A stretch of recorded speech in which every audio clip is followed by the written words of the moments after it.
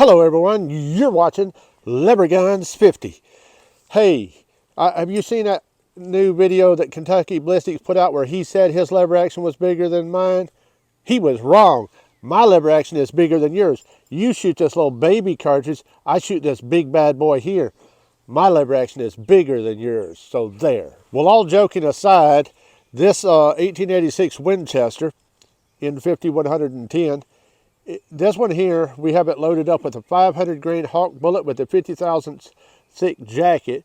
We're going to shoot it in some ballistic gelatin. We had a short video on it earlier. And this one's producing right at 6,200 foot-pounds of energy. So we're going to see how the Hawk bullet holds up. And we're going to shoot it across the chronograph to verify exactly how fast it's going and how much energy it has. So let's shoot it across the chronograph and see how much energy it has. Then we're going to shoot it into ballistic gelatin and see how well it expands or overexpands at this close range. Now obviously at longer ranges it's going to expand less because it's going to slow down. So 500 grain Hawk bullet into ballistic gelatin across the chronograph, and we may even shoot some water jugs with this thing. So let's set up and get started.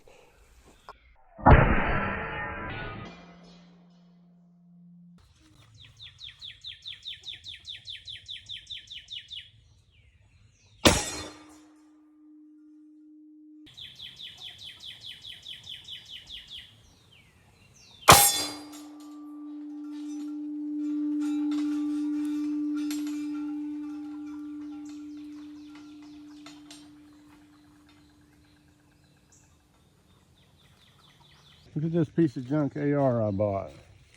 AR 500. This is 1/2 inch thick, and that bullet went right through it.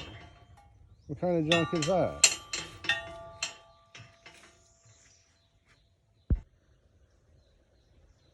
There's that hole, and here's the plug it popped out of it. There's that plug it popped out of it, it's still hot. It's laying right here. Dropping that big old bad boy in this gun.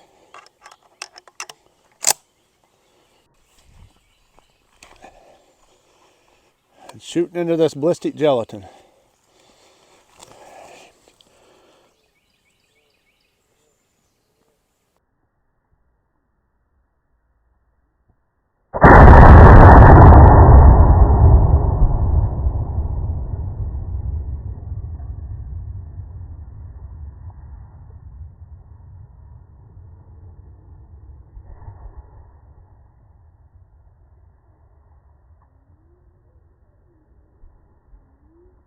I believe that's the highest I ever seen that gelatin fly. I believe I can fly.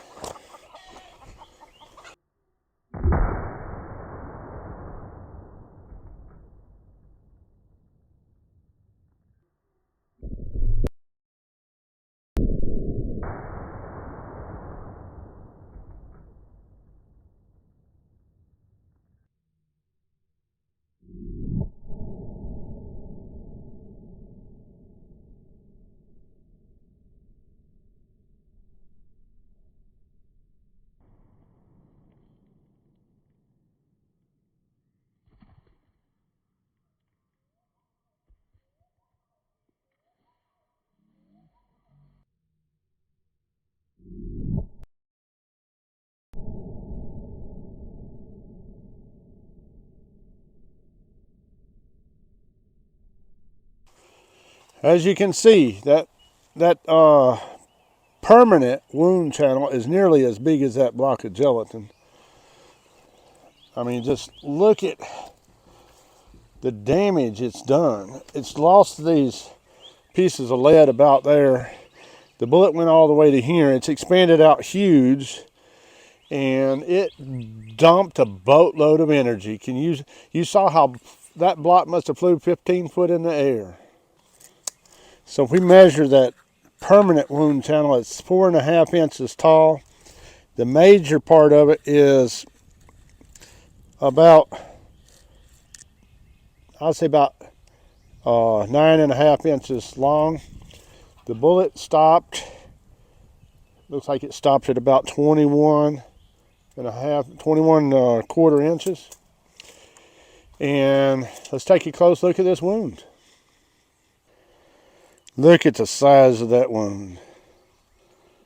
I don't know if you can see that bullet, but we'll get it out of there and measure it. But that thing has got a wound channel to it. Here's the upper view. And here's the end view. And here's the other side. And there's where the bullet stopped right there. See if you can see it from the top side. We'll get it out of there and take a look at it. As you can see, that bullet easily expanded over 1.25 inches, and it's approaching 1.5 inches. So that's really big, and if that ear wouldn't have curled under, it would have probably been closer to 2 inches.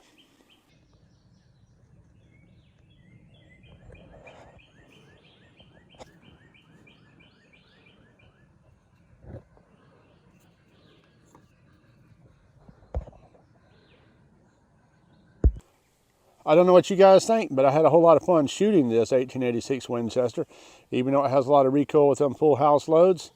I don't know what you guys thought about that block of gelatin flying through the air. I guess it thought it could fly, and it did pretty far. It flew about 21 feet. So, wow. You know, that's a big old wound channel. Thing expanded out really big. And of course, we know like 100 yards down range, it's going to slow down a lot, and it won't be that big of expansion. That would just be the worst case scenario, like when it was like, what was it, 10 feet away or something. So out past that, it's gonna hold together better and expand better. And we could make a video on that, but I think we got the gist of it. This 1886 is bigger than the average lever action, and it does a whole lot of damage on that ballistic gelatin, and it knocks the snot out of it. That big old 500 grain bullet knocked the slop out of this stuff. It knocked it way up in the air, and it landed about 21 feet away. That right there was probably the highest I've ever seen this stuff fly. I don't know why this stuff likes to fly so much, but it flies. And really appreciate you guys watching. You saw my AR 500 supposedly steel just knocked the hole right through it. So that stuff is expensive. So hopefully the company will give me my money back or send me another plate, because even with black powder loads, it's putting dents in it. You know, 1,600 feet a second with a 300 grain bullet, that shouldn't knock a dent in that stuff. So I don't really believe it's AR 500. Let me know what you guys think. God bless each and every one of you. Come back and see me, you hear? Today we're going to shoot into all these water jugs. We're using a 500 grain Hawk bullet. There's that 500 grain Hawk bullet. Here's a close-up look of that rear sight. There's that 500 grain bullet going into this gun right here.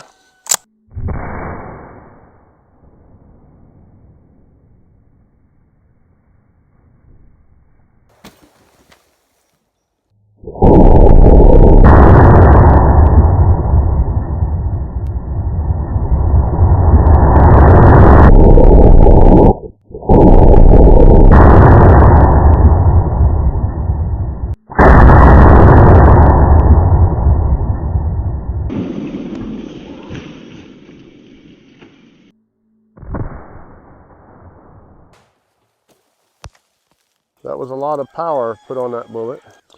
Well, that's a wrap on that 500 grain bullet. I hope you guys come back and see us at Lever Guns 50.